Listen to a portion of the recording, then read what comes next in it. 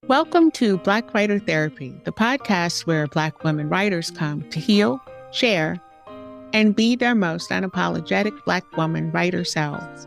I'm your host and unlicensed therapist, Ella Shawn, and I'm excited you decided to spend this hour with us.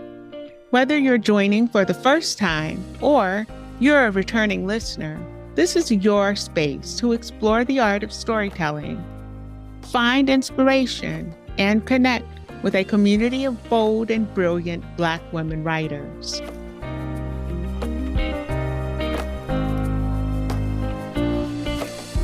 Shirley Neal is an award-winning author, journalist, and TV film producer whose works mainly focus on Black culture, history, and identity. Her Afrocentric style, a celebration of Blackness and identity in pop culture, was recently nominated for a 2025 NAACP Image Award for Outstanding Literary Work for a Debut Author. Ms. Neal, Ella will see you now.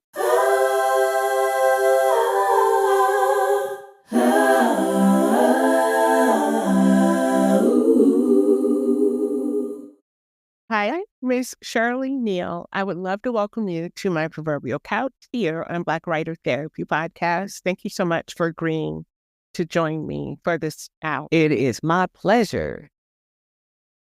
You are quite impressive. I mean, I hope you know how impressive your entire resume is, but just you are an impressive woman. Thank you. I appreciate that. It's good to hear.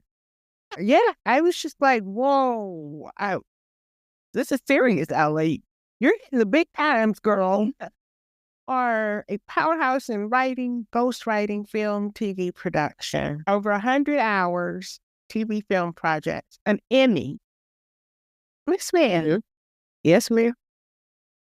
What caught my eye is your new book, Afrocentric Style, a celebration of Blackness and identity in pop culture. Which is also nominated for an NAACP Image Award. So that makes 3 nominations. I left that open, right? I absolutely love your commitment to storytelling across all mediums to amplify and really get to the heart of what it is to be Black. Absolutely. You are amazing all the ways, right? So we are going to get into this. I ask every guest who comes to sit on my proverbial couch this question because I think it's really important to acknowledge, are you healing today? How am I healing today? I recently donated a kidney to my husband. On a physical level, I'm doing great. On an emotional level, I'm good because my book just came out. There's a lot of energy going out there, and I'm coming down from this high of writing the book, but the whole marketing train is on the track. So I'm kind of healing and then moving back up. So it's a lot going on right now. Wow, 3rd season. I have never had anyone say, well, he's donated a kidney. That's amazing. Even more amazing that you are compatible. Like that's... How about that? That's God. Oh yeah, that is God. I was almost speechless. I'm glad you're healing well, and congratulations on your book. I often say that we Black women have this intentional pen when we write, when we share, and intentions has a medical definition, which means the healing process of a wound. And you definitely have a healing pen, I think. Would you consider your writing voice, what you put out into the world to be like a conduit for healing? Well, I never considered it in that way, but I guess so. I've always been focused on our stories. It bothers me that a lot of our stories have been omitted from history books and discussions, and not just for young people, but for people of my age. They're just not out there. So it is a bit of a healing process when I feel that I can put something out there to make us feel good about our culture and our identity. I think that kind of heals everyone. We need that. We need the positive stories. And in this book, I use pop culture to get to those stories. We take a lot of things for granted. We see these pictures, and I dig deep did you know that when you see Beyonce, what we can learn from that? When you see this designer, what we can learn from that? Do you know what Angela Davis's Afro really mean? I really kind of dig deep to these viral and iconic images to tell the positive stories that we either miss or we forgot, or that's just eye-opening to us. And that is healing, not just for me, but for people who read it, who are hungry for positive stories about who we are and what we've done. So You're doing the work of Sankofa. You are going back and getting what was taken, what was lost, what was stolen. I love that you are using pop culture to do so. Why pop culture? I'm a bit of a pop culture enthusiast. I like pop culture, and I know that it's everywhere. A lot of the images in my book are viral images. They're on social media and get other people's attention, particularly young people.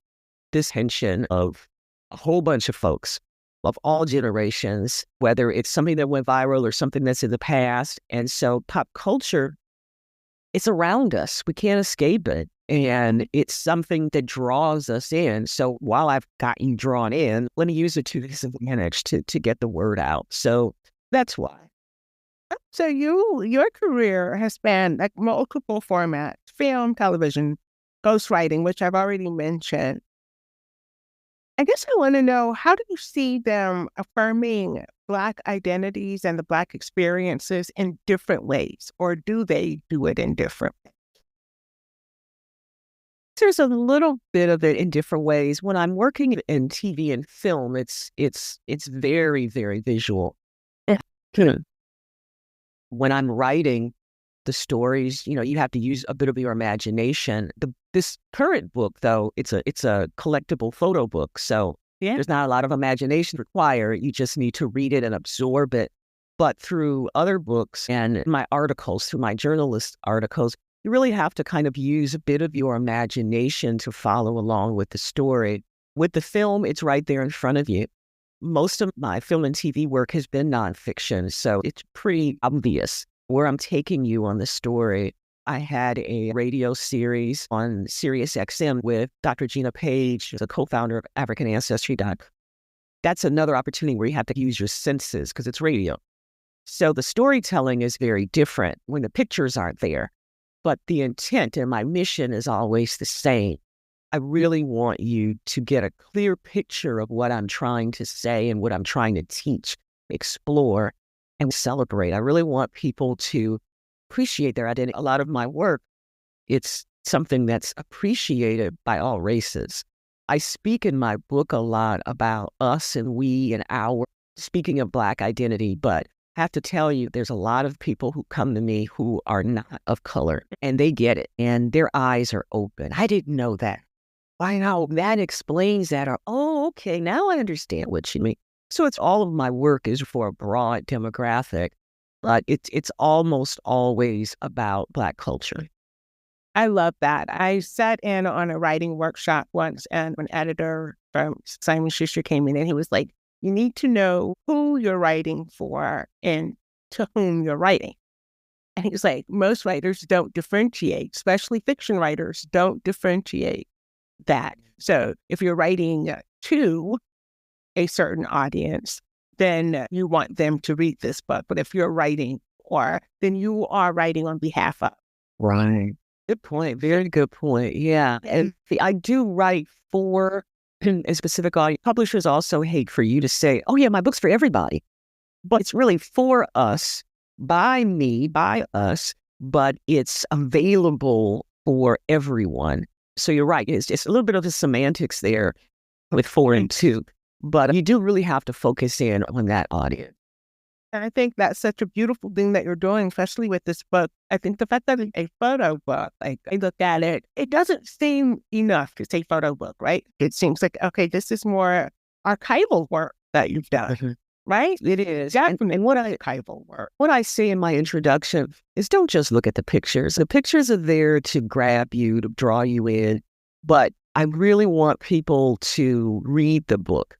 There's a lot of thought-provoking commentary intentionally that's there. I want you to think about it. A number of my friends and even my husband, they're still reading it. They haven't gone through the whole thing. And they started when the book first came out. They said, I want to absorb it. I don't want to rush through it. The first thing they did is went through and looked through all the pictures. Oh, that's great. Now I have an idea of what she's talking about, what she's going to talk about. But then they start from the beginning and start reading.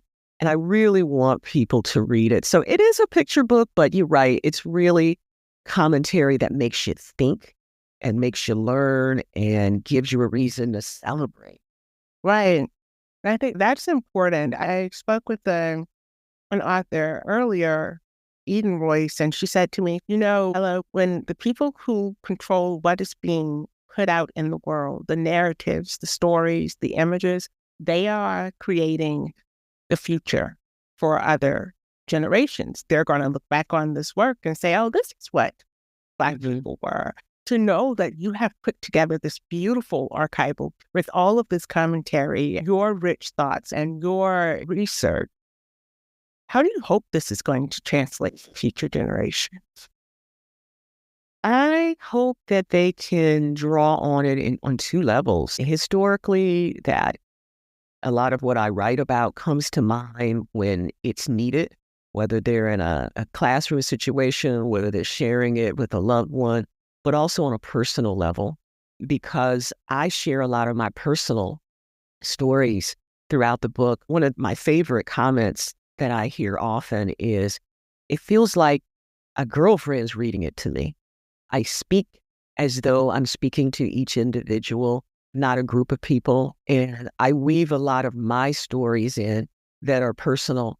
And I do that to really make people think about their own situation. So I hope years down the line, and this is a kind of evergreen book, years down the line, I do hope people will recall what their personal connection has been to some of these stories. So I hope that's the legacy.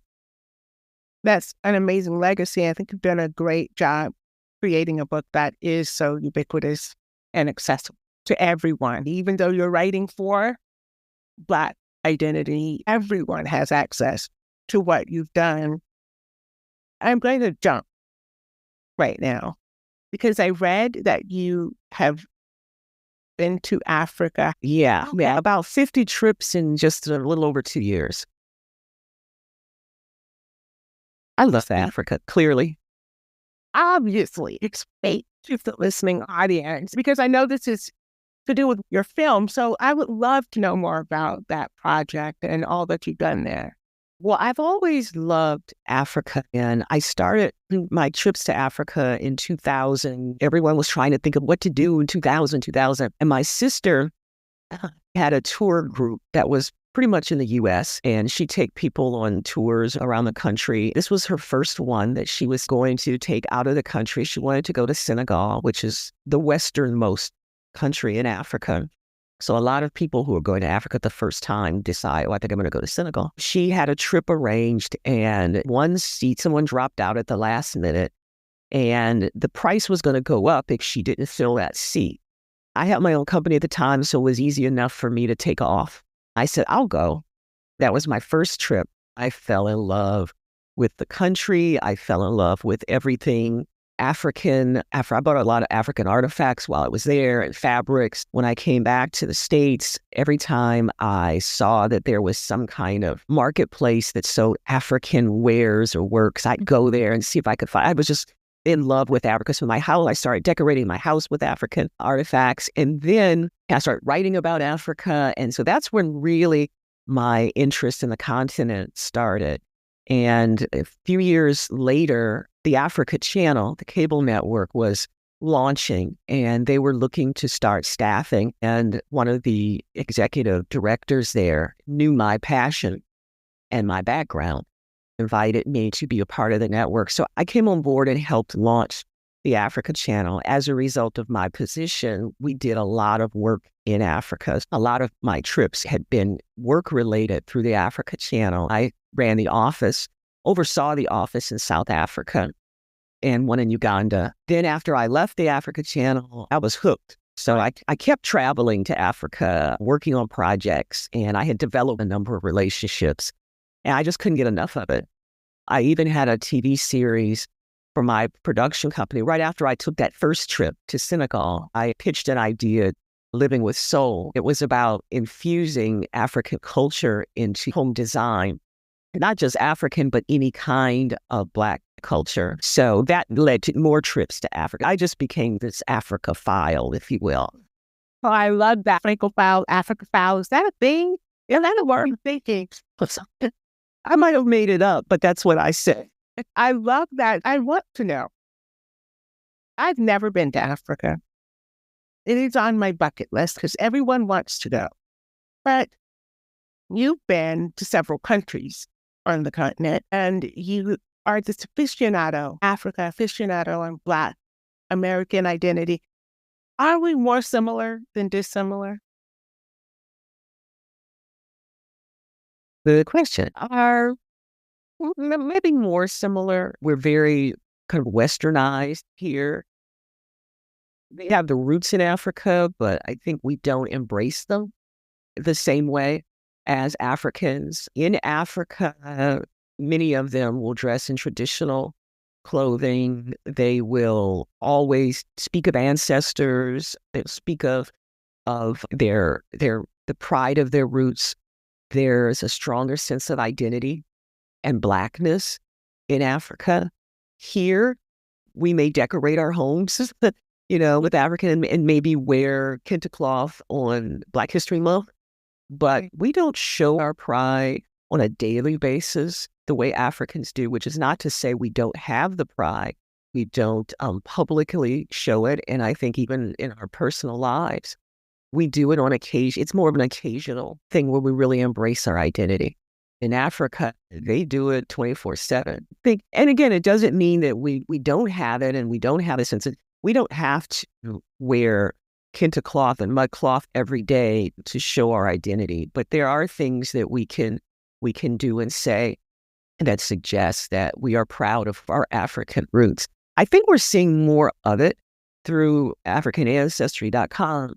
They are doing an incredible job with having people trace their roots, getting them to Africa. And I think once they go there and they're in their homeland of their ancestors, it changes you.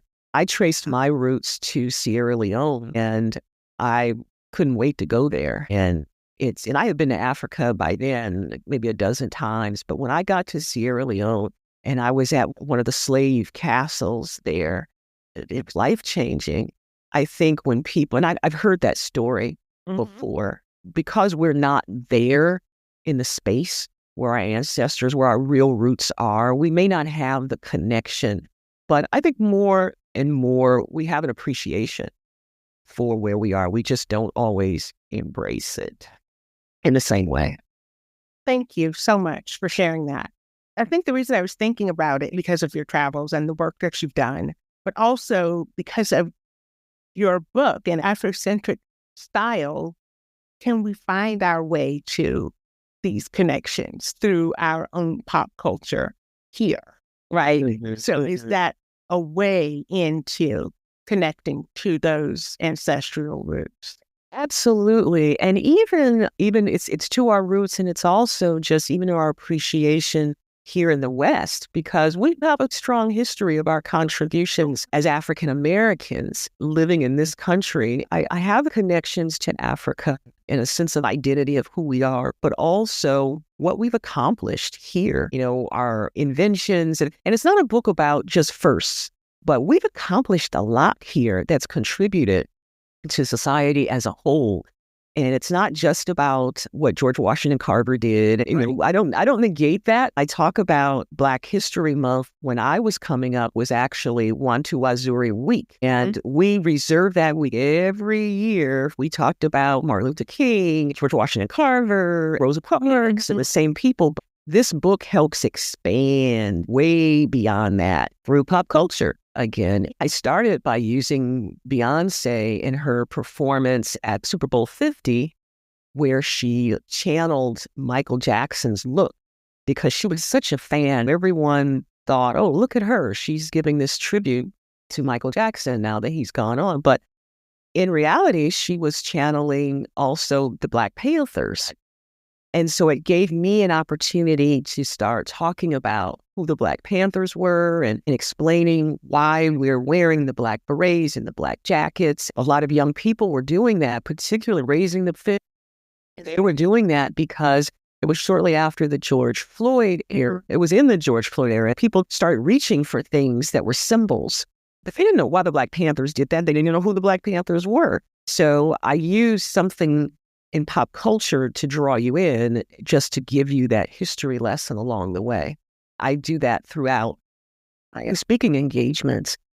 Right now, with Beyonce being in the news, I start with her, but then I show that through her, we can learn about Black cowgirls and cowboys, modern day, urban, historical, Hollywood. I always use pop culture to get us to where I want us to go. So you're like a historian, walking, living, breathing, show you where it came from, why it's significant, right? I feel like you are saying, look, there is nothing in the world that hasn't been touched by Black Americans. I feel like that's what this book is saying. Like, there is nothing in the world that hasn't been touched by Black American culture. Yeah. There was a movie series, My Greek Wedding, and the father is saying, every word in the English language has Greek roots. And just give me a word, and I'll tell you how it'll derive from the Greek. I always think of that when I was writing this book, because it's like me saying, give me something in pop culture. Let me show you how we derived the Blackness in it, everything. We did, and I love that. There's a sense of pride in here. Mm-hmm. There's a sense of pride that you've built in. Again, I don't know if it's intentional. It's built into this. It is, and I am not a historian on record. It's a joy. It's a passion. I'm not a pop culture expert. I'm not a learned historian, but I just have this passion for exploring our culture and celebrating it and sharing what I know. Where does that come from? Well, I always had this interest in us. And even when I was younger, I did like a lot of my generation, a lot of us, we weren't seen on TV a lot. So when you did see someone Black on TV, Mom, come. So-and-so's on Ed Sullivan. Mom, look at this. So I think I always had an interest in us being promoted and seen. That was the germ of it. It started really young. I think when I started to get opportunities in my chosen field, I've always wanted to work in the entertainment field and ultimately in literature. I said, I'm going to use it. They always say, write about what you enjoy. And This is my passion. Write about what you enjoy. Well, I love Black people. There you go. You're amazing. You worked with some very notable figures. Cicely, Tyson, and your favorite Forbes Africa interview. Oprah. Miss Mayo. I'm so glad no one's going to see my face, because I look like, wow, Cicely Tyson and then Miss Oprah. How was that? They're awesome women. Cicely was very special because she was one of the first talents that I worked with. I worked with Cicely early in my career. And then throughout my career, I was able to go back to her several times to get interviews. But she hosted that show for me. That's one of the shows that was nominated for NAACP Image Award back in the 80s. She knew I was a novice producer, writer. And she worked with me, and she was huge at the time, but she was willing. She loved They Dreamed of Being First, and it was about Black first. It was one of the first projects that when Fox TV stations started, all the Fox stations aired it. I was working at the local station, KTTV in Los Angeles. I got tired every Black History Month. We had to look for programming. And I said, why don't I produce something and we can syndicate it to all the stations? That's how they came about. To answer your question, she's a phenomenal, talented actress who always wanted to support young talent coming up. So she was just awesome to work with. I made a few mistakes when I was doing that show. It was my second producing effort, and she helped me along the way. By the time I interviewed Oprah, I had met Oprah several times, and I had built my career. I wasn't in awe of celebrity. I was really sure about where I was in my career. I was doing writing, acting, producing, directing. I was doing some of everything. And I knew I wanted to start transitioning into book writing. I was approached by Forbes Africa magazine to do the story. And they said, we've been trying to get Oprah forever. Can you get it? Yeah, because we'll tell her we'll do a cover story on her. And she was very gracious. It was at a time when OWN was starting to change their direction. So I knew she was busy, but she was just gracious. And she's always been gracious with me. I just love her. I think she's one of the most talented women out there and smart. And so she's just great. I Going to take a small break, pay some bills, and be right back. Do you feel it? That tug? The one whispering, it's time to finally tell your story. At Southern Momentum Publishing House, we know that tug well. It's the start of something bigger. Your voice, your truth, your power on the page. Whether it's been years in the making or just an idea waiting to blossom, we are here to help you take the leap. No excuses, no waiting, just momentum.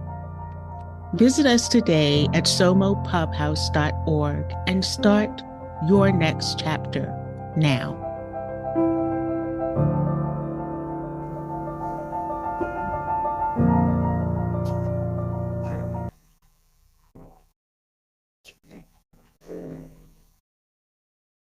We're back with host Ella Shawn and her esteemed guest Shirley Neal, author of the debut book, Afrocentric Style, a celebration of Blackness and identity in pop culture. And now, back to Black Writer Therapy. what she exudes is real. I will say that there's nothing fake or phony there. She wanted to speak a lot about her school in Africa. That's what really drew her to the article. She wanted to get attention there, and that's what I wanted to talk about. No one was covering it here. She was more than happy to make time to do that because she was very passionate about education and her girls.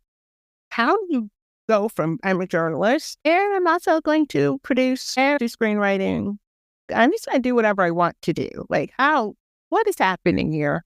I don't know that it works the same for everyone. For me, I knew what I always wanted to do. Writing is writing. As long as I kept writing in the mix, I could pitch what I wanted. When I produced TV and film, I also wanted to write what I produced. Journalism is writing. For the books, I knew that at some point I was going to get tired of production. It's a lot of work. I knew as I got older, I didn't want to be out with crews and 5 and 6 in the morning. So I started planting seeds for my retirement career, which would be sitting in front of a computer and writing. My intention was to start straight. I'm a journalist. I've been writing forever. I'll just start writing books. And I started working with writing organization here in LA. It doesn't exist anymore, but I started writing with them, and they had a guest speaker that spoke about ghostwriting and how that is a path to really understand publishing. You have to know how to write, but they were explaining that through this coursework where you can get certified, you can learn the whole business, and it gives you a leg up. You don't have to be certified to be a ghostwriter, but I wanted the leg up.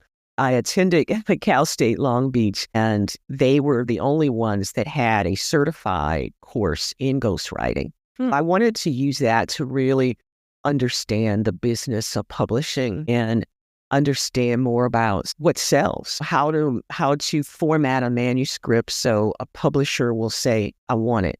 You can get your manuscript at auction. I didn't want to just go around and say, can you read this? I wanted to go straight there. So that helped me a lot. I decided, let me start doing the things I want to do.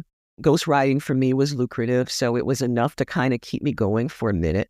But then I got tired of not getting credit for it. Right. So my agent said, okay, now you need to either write your own books or start collaborating where your name is credited. So I said, okay, I'm not going to do any more ghostwriting unless I can get credit. And meanwhile, I'm going to start writing my own books. And I'm at a point now where I can kind of pick and choose what I want to do. I haven't given up producing. I'm working on a project for TV. I can pick the projects. It's not because I can afford to. It's just that I'm tired. So I only do those projects that I really want to do. I collaborate with those I enjoy working with, and I'm writing what I want to write. My next project is a novel. And if I can ever get through the marketing of this, then I'll go back to my... Oh my gosh, that's exciting. I can talk books all day and tomorrow. I love that you have set your career up so strategically, so intentionally, that you are in a place now where you're able to move the way you want to move.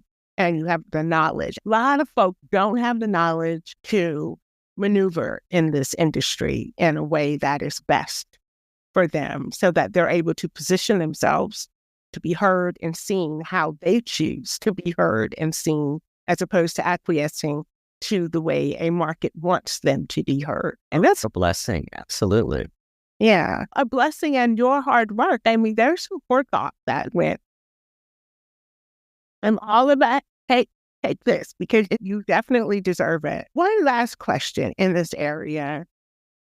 What's one story you've heard, not one of your own, but one story that you have heard throughout your career that has deeply impacted you and maybe changed the way you approach creating? That's not an easy one. That's what I might have to think on. Off the top of my head, I don't know. That's impacted my career? Or the way you approach your creative process? Well, I've heard that it's easier. I mean, and this is nothing new. A lot of writers have heard you write what you know. I learned that a long time ago. I used to ghostwrite for a TV show. I was a ghostwriter for Different Strokes. I remember the editor I was working with would give me an assignment, and I had to make it funny because at the time that was my strength, kind of writing comedy. His strength was formatting and story structure, and mine was comedy. So we worked together. And so I'd get, here, take this and make it funnier. And I used to worry, what if I can't do it? And a piece of advice that he gave me was, think about your own life. Think about something in your life. You probably had an incident very similar to what Arnold is going through or what Willis is going through. Draw from your life. So it was always draw on your own personal stories. So whether you're writing comedy or drama or something historical, draw from what was it like for you? Because whatever you went through is probably very relatable to someone else. And that was years and years ago that I learned that. And I guess subliminally, I do that. I love that because, so many of us are like, our own experiences aren't that important. Like, we assume everybody else's life is more important and their experiences are grander, better, more in depth. But just saying, wait, you have a whole life. Draw on that. I think that's brilliant advice for aspiring writers, for writers who aren't always comfortable writing from what they know or from their own space. Experience. It's really, we are very quick to discount our own experiences. Exactly. And again, even through my book, since I write a lot of my experiences through there, some of the comments I've heard is, that happened to me too. I write about hair, for instance, and hair drama. And I've had a couple of women say, oh my God, that happened to you? Happened to me. Here's exactly what happened to me. So everyone's story is a little different, but there's a germ of the story that everybody can kind of relate to. I think it goes back to learning to trust yourself, trust your experience, trust your pen, trust your voice. And to do that, you have to know your voice. Was it hard for you to find your unique Shirley Neal voice? No, because it was natural. And one of the things that I'm good at finding voices. Even as a ghostwriter, my authors say, wow, that sounds so good. It sounds like me. So I'm good at finding, and that's one of the things we learn through the coursework is to find someone's voice. And mine came out, it's just me being natural. That was one of the compliments my editor gave me. He said, I love your voice. I could just keep reading it. It's very comfortable. It's very casual. I love it. That's how I talk. And I just go with it. That's what I try to do with my authors in ghostwriting. I tell them, no, I'm going to write it in your voice. That's why I interview them for hours until I can get that voice in my head. And I said, I'll structure it the way it should be. I have their voice. I'm getting stuck now. Sometimes my own characters take over. If I have this life, that's mine, and you are here. It becomes difficult sometimes. Okay, thank you. We're going to go to rapid fire questions because I could literally sit here and talk to you like for 2 or 3 hours, but obviously I can't, right? You're awesome. I hope that I get to have you back on when your novel drops. When I'm getting my Pulitzer Prize, I promise you, when I get my Pulitzer Prize, my first Pulitzer, I'll come back. I'll say, okay, I love that you're speaking this into existence. I am in agreement. I'm in agreement. Okay, here we are. What's a book or film that changed your perspective of storytelling? Brian's Song was a good one. If you could adapt any book into a film, what would it be? Any book by Eric Jerome Dickey. What is the most underrated film by a Black filmmaker? Underrated. The Temptations movie, the miniseries. My cousin has a show, the Finkley Show, and he just had one of the actors who played on that. And he was so excited about it. We are who we are. I love this question. As a writer, what's your favorite word or phrase to use in your work? It's not my favorite, but I use it a lot. Per se. We're not talking about this per se. And it's not my favorite, but I don't know why. Every time I'm reading, I keep saying, why don't I keep saying that? But I use all the time. Just use this word today. I just want you to know that. I'm not playing. I just used it in my Substack article, which is weird. So, okay, I don't know what that means. What's the one thing you wish more people knew about the art of storytelling? I wish people knew to just write. Don't edit as you go, just write.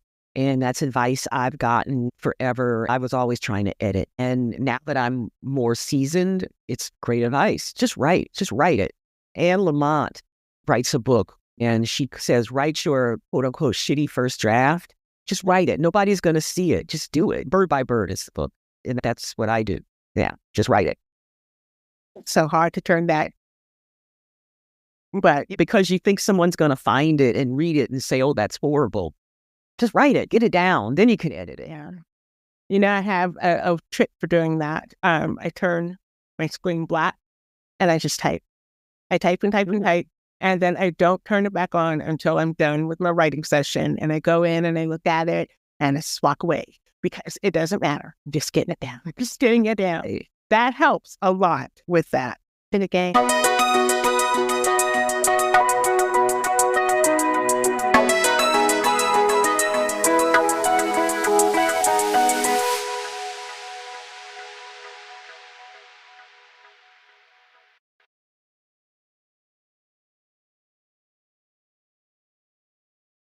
Are you ready to tell me a story? Was that what I have to do? I need you to pick a number 1 through 10. I'll pick 8. Everybody always goes for 8. I don't know why. Everybody goes for 8. This game is called The Audacity of Game Changers. It is my way of celebrating the audacity of Black women writers who change the world, heal each other and themselves and everybody else, stroke by stroke of the pen, and have the audacity to do so in an industry that says, we may or may not be here for you next year, and yet start here and blow stuff up and make stuff happen. I want to celebrate your audacity. First, choose a letter from the word audacity. Then I can give you your vote. Very good. But your word is conviction. So you have to use that word at least once in your story. And your topic is power and influence. and you get to make up a story at least 2 to 3 minutes. Okay. Okay. There was a young lady who wanted power in her sorority. She wanted to be in charge, but didn't actually win the election. So she couldn't get the position that she wanted. She still wanted power. She pretended that she was going along with the others in a more leadership role. One minute she'd say, oh, yeah, I'm with them. And the next minute she tried to do things to undermine them. She just liked power.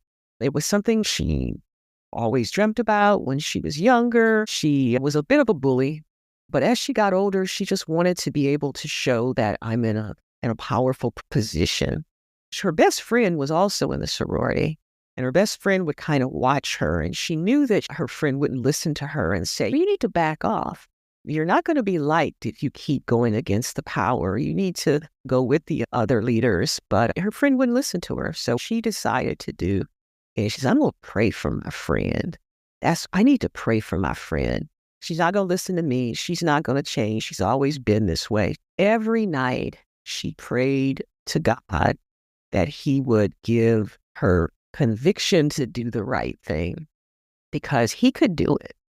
If she prayed that God would give her the conviction to do right, then she knew it would work. And so she prayed that prayer for many nights. And one day, it seemed to come true. Her friend went up to the leadership and apologized and said, I've been butting heads with you guys for a long time. And something told me that maybe I should just kind of acquiesce, listen to you. And when I started listening to you, I saw that you're on our side and you're doing great things and I don't need to go against you. And so her friend heard this and her friend said, I know.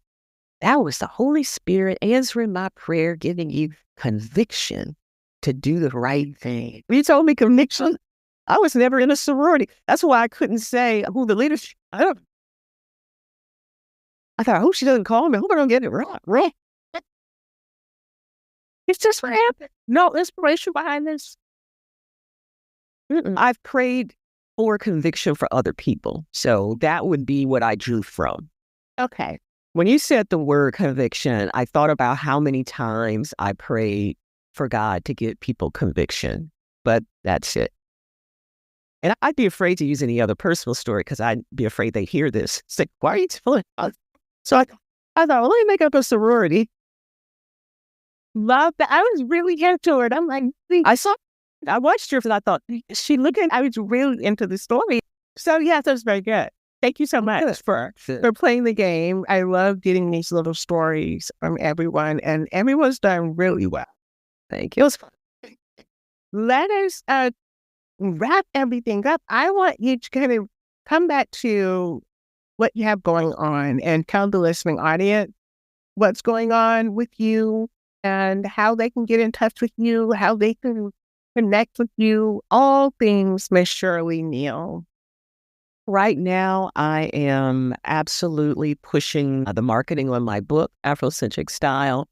It's a celebration of Blackness and identity in pop culture without the subtitles. Sometimes people think Afrocentric Style is a fashion book, but it really covers anything and everything about us and pop culture and how we celebrate our identity. I want people to support the book. Book's available in stores. It's available online. I want people to buy it and share it when I sign it for people. I sign May You Enjoy and Share the Knowledge. I really want people to tell somebody and share it with somebody. It's a great gift book. I'm going to announce this weekend some book signings around the country. I'll be in DC, Cleveland, Vegas, and here in LA. I really want people to buy the book. I'm going to be focused on that for at least the next month, and then I'll get back into developing a limited TV series with two dear friends, James Pickens Jr. from Grey's Anatomy and Justin Chambers. We're working on a project that I'll get back to once this takes a break. Then I want to get back to my novel I'm writing that's loosely based on my life, or at least inspired by things that have happened in my life. A lot going on. You do have a lot going on. And you're like, yeah, I'm only choosing because I'm tired. You're not tired. You are choosing and doing exactly what it is that's making you happy. And I love that for you. So where can they connect with you? On my website, shirleyneal.com. And also for the book, it's afrocentricstyle.net. There's a lot of information on there about the book. There's a wonderful gallery there with celebrity types who have read the book and promoting the book. And my book tour, I'll be able to post that this weekend so that people can find out where to catch up with me if they want a signed copy of the book. And so that's shirleyneal.com for me and afrocentricstyle.net for the book. I will make sure to link or backlink all of your links in the show notes because I think people need to know about you. People need to know because you're behind the scenes in a lot of what you've done. I think you're most fascinating woman I've spoken to in 2025.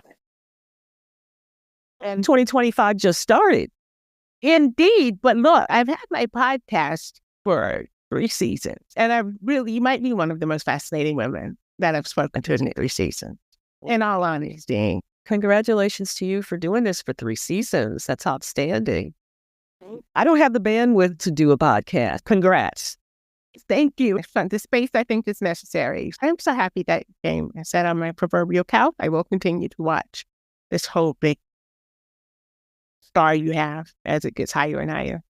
Thank you so much. It's been my pleasure to be a part of this. Thank you. Welcome to Black Writer Therapy, the podcast where Black women writers come to heal, share, and be their most unapologetic Black woman writer selves. I'm your host and unlicensed therapist, Ella Shawn, and I'm excited you decided to spend this hour with us. Whether you're joining for the first time or you're a returning listener, this is your space to explore the art of storytelling, find inspiration, and connect with a community of bold and brilliant Black women writers.